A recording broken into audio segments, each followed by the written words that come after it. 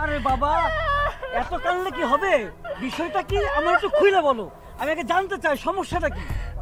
আমি তোমাকে আর কি বলি, তোমাকে বললে তো তুমি বিশ্বাস করবে না। ভাই আগে তো তোমার বলতে হবে, সেই একটা ঘন্টা ধরে তুমি এই যে কান্নাকাটি করতেছো, আগে কি হয়েছে সেটাও আবার বলো। তোমাকে আমি কিভাবে বলবো? তোমাকে তো বললে তুমিও বলবে যে এই কিরকম কি কি ভাববে আমার সম্পর্কে। আমি কিচ্ছু বলবো না। আমি কিচ্ছু ভাববো না ভাই, তুমি কুসুমটা খুলে বলতো আমারে।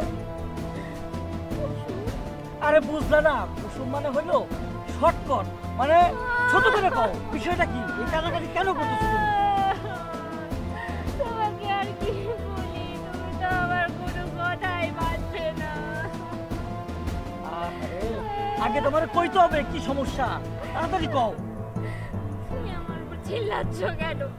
আমি তো এসব অভিনয় বাদ দিয়া, তুমি এসব অভিনয় বাদ দিয়া আমাকে আমি অভিনয় করতেছি, আমি সব অভিনয় রাখবো না। তোমার সাথে আমার আজকে ব্রেকআপ। আমি ভুল করে বলেছি। এই যে তো না, তুমি জুতা দিয়ে মারতে যাও। যাও প্লিজ।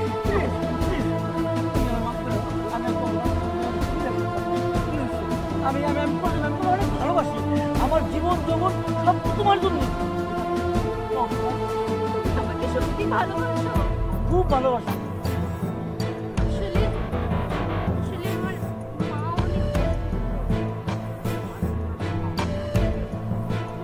অনেক চিকিৎসার জন্য 10,000 টাকা লাগে। আমার কাছে তো 10,000 টাকা নেই। তুমি কি আমাকে 10,000 টাকা দিতে পারবে? হ্যাঁ, অনেক খারাপ অবস্থা।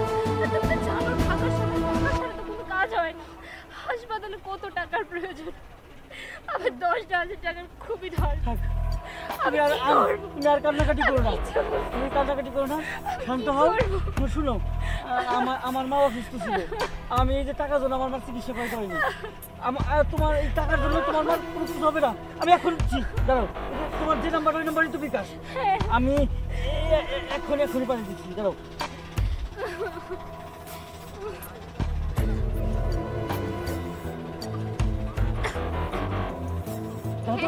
তো গেছে কিনা? ফোনটা তোমার বাসায় রেখে এসেছি। তুমি যেহেতু দিয়েছো আমি দেখে নিব। হ্যাঁ, তাড়াতাড়ি দাও, এক্ষুনি বাইরে চেক করে টাকা গেছে কিনা, টাকা গেছে কিনা আমার জানাও, তারপর হাসপাতালে চিকিৎসা করো, কি হয় না হয় আমার জানাও। তাড়াতাড়ি দাও, দেরি করো না। আর অবশ্যই মার পাশে থাকবা, মার জন্য কোনো কষ্ট না হয়। অনেক বড় উপকার করলে। কষ্ট পাই না আমার। না, আমি তো তোমাকে আরো বিপদে ফেলে দিলাম, তোমার থেকে এতগুলো টাকা নিলাম। দেরি করো না, তুমি যাও, আমি দেখতেছি যদি আরো টাকা ওঠা লাগে ওরা বললো আমি ব্যবস্থা করছি। আচ্ছা ঠিক আছে, আমি সব করতে পারি। দেখো তুমি আমাকে বলেছিলে না যে টাকা নিয়ে দেখা করতে, আমার বাবা বিদেশ থেকে মোবাইলে টাকা পাঠিয়ে দিয়েছে।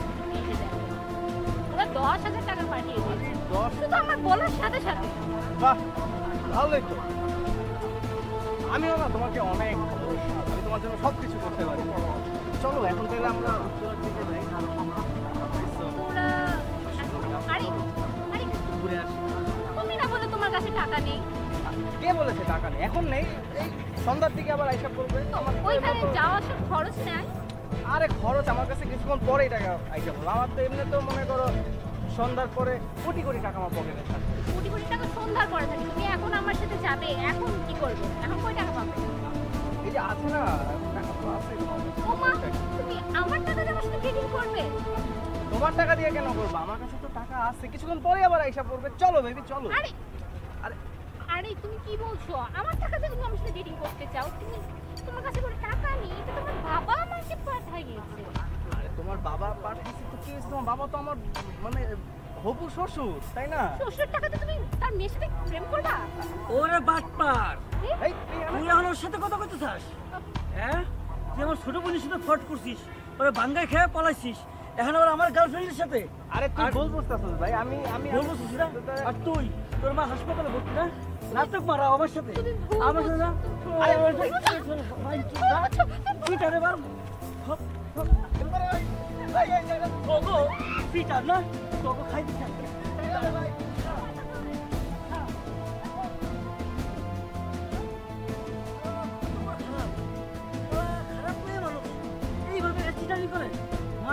দেয়া আমার কাছে টাকা নিয়ে গেল কত দিন। আমি বেতন পাই 30,000 আর ওর প্রতি সপ্তাহে ওর উপরে 10,000 করে মার্জনা লাগে। সারা তোরা পায় নই, আবার যেদিন পাবো সব টাকা সুদ আসলে উঠাবো। আমার টাকা হজম করে খাবি না? সিটারের বাল সিটার, সিটারই মারাস, তোকে সিটারই শিক্ষা দিব। দাঁড়া, আমাদের দেশের স্বাস্থ্য ব্যবস্থা এত খারাপ, টাকা ছাড়া কোনো চিকিৎসা নাই। আজকে যদি আমাদের স্বাস্থ্য ব্যবস্থা ভালো থাকতো, অকালে এত রুগী মারা যেত না, সুস্থ মতো থাকতো, সবাই ভালো থাকতো, চিকিৎসা ভালো হতো। আমাদের দেশে ভালো ভালো ডাক্তার আছে, কিন্তু এই টাকার জন্য চিকিৎসা দেয় না। এটা খুবই খারাপ। বিদেশে যেমন টাকা আছে, চিকিৎসাও ভালো আছে এবং তারা খুব ভালো যত্ন করে রুগীরে। আর আমাদের এখানে টাকা দিলে আয়া থেকে শুরু করে, নার্স থেকে শুরু করে, ওয়ার্ড বয় থেকে শুরু করে, এরা টাকা ছাড়া একটু কেয়ার করতে চায় না একটা রুগীর জন্য। এটা খুবই খারাপ একটা দিক আমাদের এই দেশে। এইরকম পরিস্থিতি থাকলে অকালেই সব রুগীরা মারা যাবে চিকিৎসা ছাড়াই। আমরা চাই আমাদের দেশেও এই সুচিকিৎসা বাস্তবায়ন হোক এবং ডাক্তার রুগীদের সেবা করুক এবং ভালো চিকিৎসা দ্বারা তারা উন্নত হোক।